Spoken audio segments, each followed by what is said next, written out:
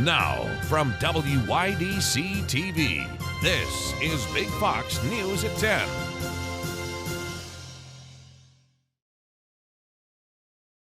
Good evening, I'm Anna Manuel. In observation of National Lead Poison Prevention Week, the city of Elmira has a new program to help at-risk families. Big Fox's Josh Feldberg spoke to the city's Department of Community Development to learn more. Around 3.3 million households across the United States with children under the age of 6 live in homes with lead exposure hazards. As part of the National Lead Poisoning Prevention Week, the City of Elmira's Department of Community Development is offering a program to help families avoid lead poisoning. Back in 2015, 2016, the Chemung County Health Department created something called the Lead Coalition. This was a group of many different partners from the healthcare to nonprofit sector who realized that lead paint was an extremely hazardous to children's health and that there was high levels of lead paint within housing in the city of Elmira. The program has already helped 25 properties remove lead hazards. So this is a program to address lead paint on properties within the city of Elmira that were built before 1978. So we have a program where if the occupant of the house, either the tenant or the property owner, is low to moderate income, they're eligible to receive funding to address all of the lead paint hazards. Big Fox spoke with John Keogh, the Director of Environmental Health at the Chemung County Health Department, on the topic.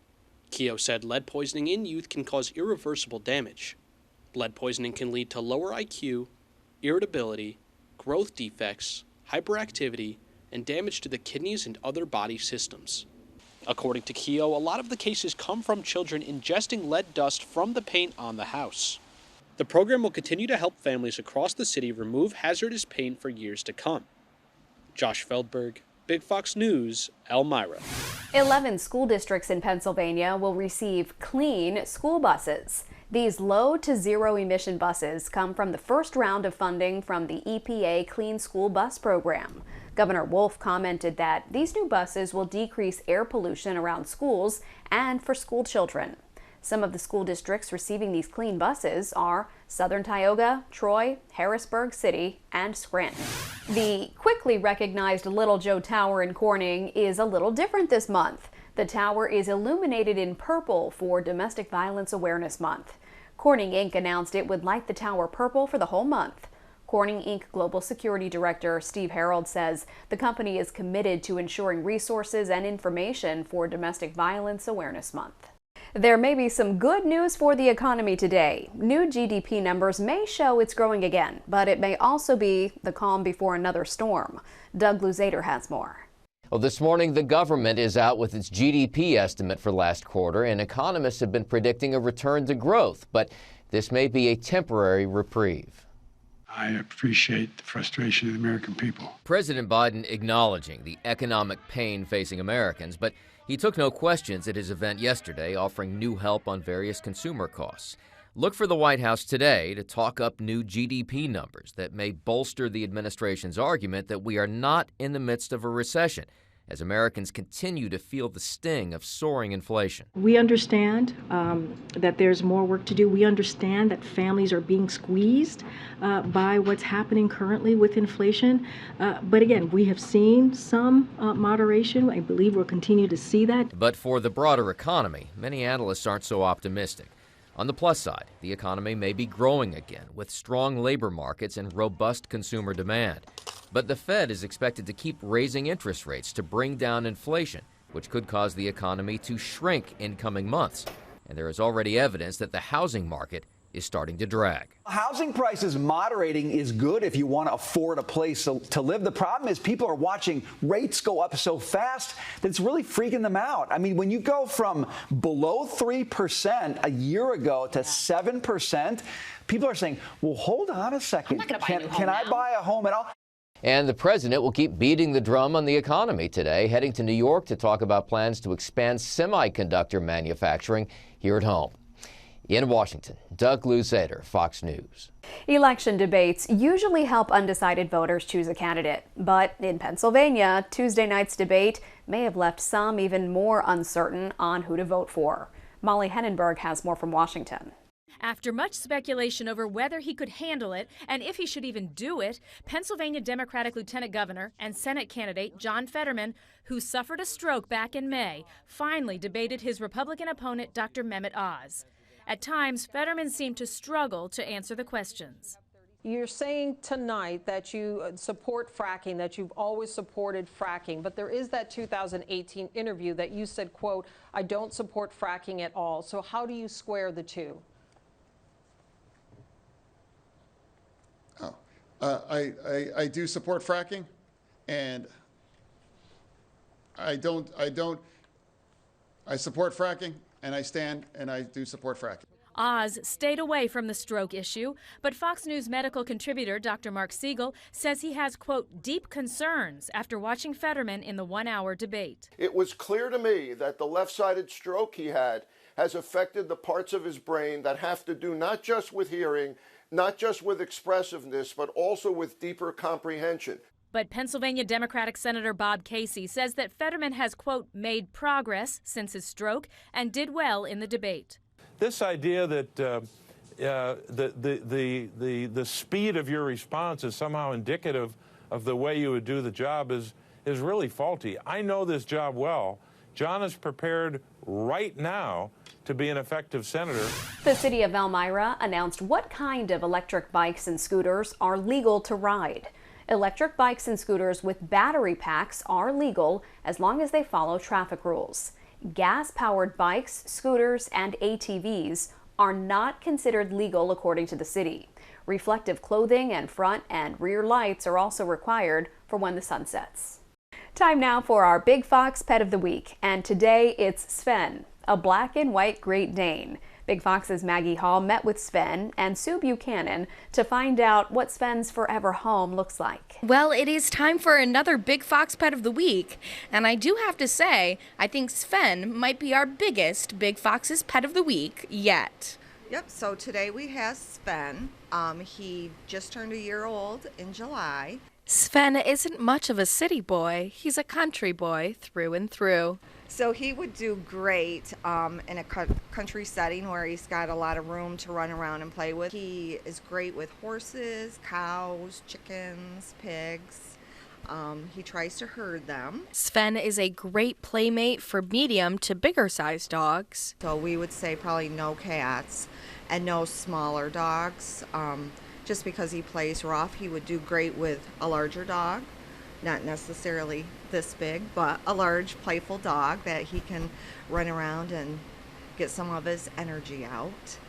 He weighs approximately 110 pounds. Don't let Sven's size scare you away. He's a gentle giant, and his foster mom says he's a huge cuddler and tries his hardest to be a lap dog. He is being fostered now, but for anyone interested, they could do a foster to adopt. To meet Sven, you can go to pawsandpurse.org. To learn more about fostering, adoption, or any of the pets that Paws and Purse has in their care, you can call 888-506-7727. Maggie Hall, Big Fox News, Corning. Your complete forecast is next. Plus this. Plastic may soon outnumber fish in the ocean. I'm Ashley Strohmeyer with a look at the device stopping trash before it flows into the sea. Coming up. Here's your local stock market update from Big Fox.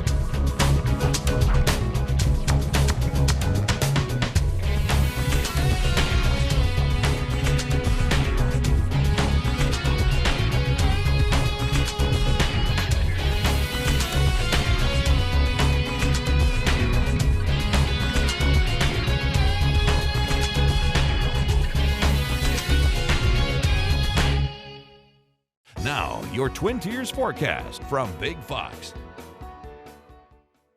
The last week of October has brought a warming trend, as we saw since Saturday, keeping our temperatures at least 10 degrees above average. But the change did come throughout our Wednesday as some of those warmer temperatures were noted early in the day. And then we were watching some clearing skies to bring in some sunshine today, but temperatures held within the 50s.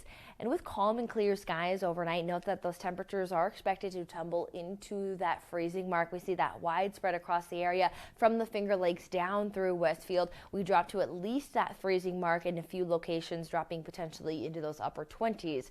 So with fog development, that will be possible not only Friday morning, but through Sunday morning, and the potential of seeing those near freezing temperatures. Note that there could be some of that frost potential and some freezing fog, which at times that can make the sidewalk a little slippery. So keep yourself aware in those mornings hours, as well as when there's some reduced visibility. Remember, headlights on, but high beams actually make it more difficult to see, so take it easy on the roadways. We'll note that we have some pleasant weather ahead. We have lots of sunshine in store, even with a foggy start to the day. That should burn off pretty quickly, and we have that afternoon sunshine. Keep us seasonal and even a chance to see a few 60-degree high temperatures in the mix. But it is going to be disrupted with some rainfall on Monday, which is our last day of October, which means that's Halloween when we're all going to be out trick-or-treating, but it's not so sweet of a forecast of having to deal with some of those rain showers. Now, as of now, putting mostly cloudy conditions on there, as when it comes to rainfall, it's not expected to be a total washout, but the umbrella may be needed, especially if you are going to be hopping around from neighborhood to neighborhood for the night, as we love to get out. So we'll watch this forecast here, but what we know is that any of those Halloween activities that maybe are going to be around this weekend, from haunted houses, corn mazes, or maybe even just getting together with friends and family, it's looking fairly pleasant. We have beautiful sunshine around for our Friday, a little bit of passing cloud cover, but even as we start off with that near freezing low temperature, we are able to return back up into the 50s, which is just on par for average for this time of the year at mid 56 degrees for Elmira. We're looking at a high of about 58 degrees. That warmth stays in place and even sees a little jump up as well in those temperatures. Now, overnight lows still on the cooler side, and again, still that fog development under that 32-degree threshold, some freezing fog in the mix, and then high temperatures Saturday afternoon, though, don't stop at warming. We even see that widespread low 60s are in store, 63 into Elmira, 61 into Westfield, with Wayland just around 60 degrees. Now, we'll track that potential of some increase in cloud cover on Sunday ahead of some of those showers, still hit 62 degrees. Even Monday, we still hit 64, but we'll have that showery weather around with even a few lingering showers into our Tuesday. But Tuesday starts off November, and we note that we continue to talk about those temperatures at least hitting those mid-60s, but we'll have to keep an eye on the extended forecast for changes across the area.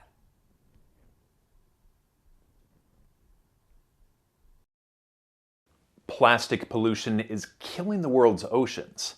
Ashley Strohmeyer shows us a device aiming to stop trash in its tracks before it ever reaches the sea. The Worldwide Fund for Nature estimates more than 12 million tons of plastic waste is washed into the oceans every year. And scientists warn the debris could outweigh all of the fish in the sea by 2050. But floating down this polluted California waterway just outside of Los Angeles is a massive solar-powered device called the Trash Interceptor 007. This is like a last line of defense. Its mission?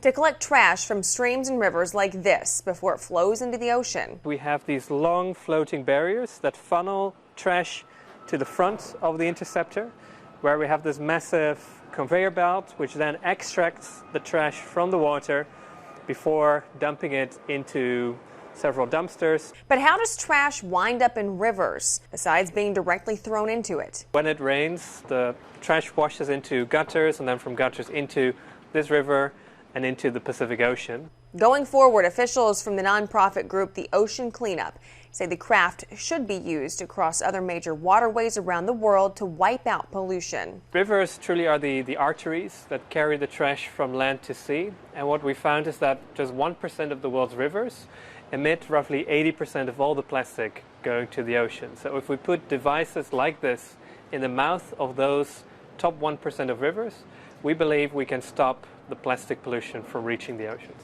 The Ocean Cleanup is aiming to remove 90% of floating plastic in the world's oceans by 2040. Ashley Strohmeyer, Fox News. No deal. Another railroad union rejects a contract. South Florida home buyers are priced out of the market, and Prince Harry's spare book cover is revealed. CJ Papa has those stories in today's Business Briefs. Another railroad union rejecting a labor agreement brokered by the Biden administration. Almost 61% of members saying no to the deal. The White House trying to remain optimistic. These unions' rejection of the current proposed contract does not mean we face an immediate rail shutdown. That's not how we view it. But it does mean that the union and the employers have additional work to do. If the unions don't settle on a deal, a strike could come as early as December. That could cost the economy about $2 billion per day. South Florida is quickly becoming one of the most unaffordable places to live. The average mortgage payment is now nearly $2,500 a month. That's a 95.5% jump from the same time last year. South Florida has seen a major population boom in the past few years. Experts say the price hikes are largely due to low inventory and high demand. And the cover of Prince Harry's highly anticipated memoir titled Spare is revealed. It's taken from the saying, heir and spare, a nod to Harry's spot in the royal line of succession. The tell-all memoir is set to hit store shelves on January 10th. The original release date was pushed back after the death of Queen Elizabeth II, Harry's grandmother. That's business. I'm CJ Papa. Still ahead, as Halloween approaches, we look at what medical professionals say is one of the biggest dangers for you and your loved ones this season. That story and more coming up. The countdown to Halloween is entering its final days, but are you prepared to keep you and your family safe? Steve Rappaport takes a look at what medical professionals say is one of the most critical dangers threatening you and your loved ones this spooky season. As Halloween approaches, health officials say it's never too early to teach your kids about staying safe while trick-or-treating, with medical experts citing how cars, not candy, are the real dangers this spooky season. Almost all the stories of poisoning or things like that or tampered with candy turn out either to be pranks or to be apocryphal, in the sense that when they're followed up by the police, they're not real. The few times there have been real instances of candy being laced with drugs or poison, it's almost always been family members. And the danger's coming from inside the house, not from other houses. Instead, healthcare professionals warn pedestrian accidents are more common on Halloween than any other night of the year. Lots of them are out when they would not usually be, and drivers aren't used to that. Secondly, it's often during rush hour when people are trying to get home from work, and so there's lots of cars on the road. Third, it gets dark often, and sometimes trick-or-treating occurs in the dark, and that makes it really hard for cars to be seen. In addition, kids sometimes run out into the roads. If you can, go trick-or-treating while it's still light outside. Officials also advise not putting children in dark-colored costumes or masks that can obstruct their vision. Never let kids go out unsupervised, provide them with flashlights or reflective gear, and take them around neighborhoods you're familiar with. Happy Halloween to you! Steve Rappaport, Fox News. As drug overdoses increase, more states move to make fentanyl test strips and Narcan available. Joy Addison has more on how these products can save lives. We saw over 100,000 deaths from drug overdose last year, and now advocates and the National Institute on Drug Abuse says harm reduction tools could reduce the number this year. The 12 months that end up in March 2022 show continued rises in overdose mortalities from fentanyl. Dr. Nora Volkoff with the National Institute on Drug Abuse says most people overdosing from fentanyl don't know it's what they're consuming. This initially was disguised within heroin, and then subsequently now it's being disguised in cocaine, in methamphetamine. It's being disguised in illicit prescription pills. The overdoses that we've been the closest to recently have been adolescents who are taking what they think is Xanax. Dr. Volkoff says there is a solution. The distribution of sort of fentanyl test strips, and this allows for a drug user to test the drugs that they are going to consume. But as of last month, fentanyl test strips remain illegal in at least 19 states. It's often considered drug paraphernalia. She says distributing Narcan, also known as naloxone, is also another option. Distribution of naloxone is one of the most powerful tools that we have to reverse overdoses and save lives. Ohio, Delaware, and Iowa are currently the only states that provide Narcan for free. Now advocates and leaders across the country are seeing a desperate need for government Narcan funding. The governor's office has criminal justice grants that may have the possibility of providing funding for Narcan. One way or the other, we'll find the resources to make sure that we're saving the lives of innocent people. Advocacy groups say increasing access to Narcan and fentanyl test strips could have a dramatic impact. Saving taxpayer money from the hospitalizations, it's increasing access to the overdose reversal medicines, meaning less people losing their lives, hopefully. According to CBS, 41 states have legalized the sale of Narcan without a prescription. California residents can find Narcan for free at community health centers. In Houston, Joy Addison, Fox News. Stay with us. We'll have more after the break. We want to leave you with a smile. Storybook characters come to life in one Detroit NICU. Halloween just got a lot cuter thanks to the neonatal intensive care unit at Henry Ford Hospital. Nurses dressed some of their smallest patients up to represent beloved characters from children's books. The adorable costumes included characters from If You Give a Mouse a Cookie, Cloudy with a Chance of Meatballs, and The Cat in the Hat. The team at Henry Ford Hospital says they encourage family members to read to the babies while they're in the NICU, and this helped inspire the creative theme for the year. They are so precious, aren't they? I'm Scott Beadle. Thanks so much for watching.